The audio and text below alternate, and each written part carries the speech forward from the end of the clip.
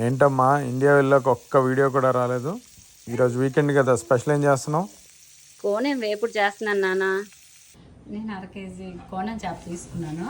1 spoon salt వేసుకుంటాం, 1 spoon కారం, 1 spoon ధనియాల పౌడర్ వేసుకుంటాం, 1/2 స్పూన్ జీలకర్ర powder, 1/2 spoon garam masala powder, 1 spoon అల్లం వెల్లుల్లి పేస్ట్, 4 పచ్చిమిరపకాయలు కట్ చేసుకుని వేసుకుంటాం, 1/2 లెమన్ వేసుకుంటాం ఇందులోన. ఇప్పుడు ఇలా ముక్కలకు మొత్తం ఇదంతా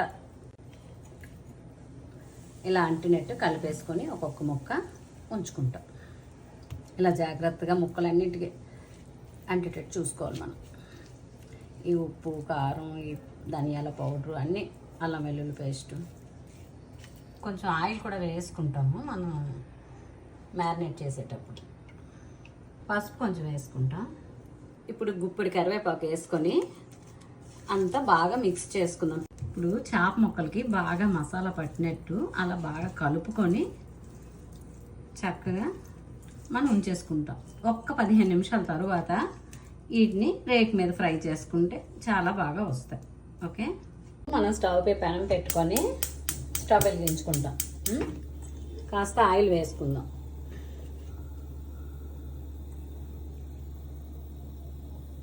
మనం ఈ చేప ముక్కలు కలుపుకొని 1/2 గంట ఉంచుకున్నాం కదా, మసాలా బాగా పట్టింది ముక్కలకి. ఇప్పుడు మనం రేక్ మీద వేసుకున్నాం. వేడెక్కింది రేక్ కదా, వేస్తే బాగా టేస్ట్ వస్తుంది, బాగుంటుంది. ఉప్పు కారం బాగా పట్టి చాలా బాగా వస్తుంది.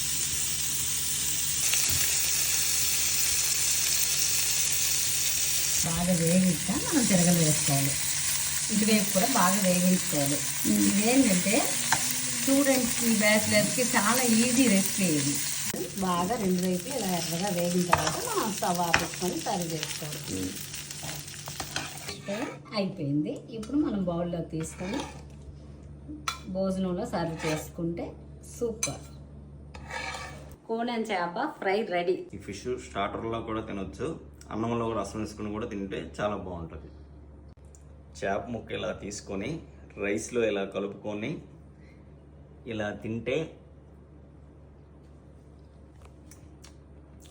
చాలా బాగుంటుంది.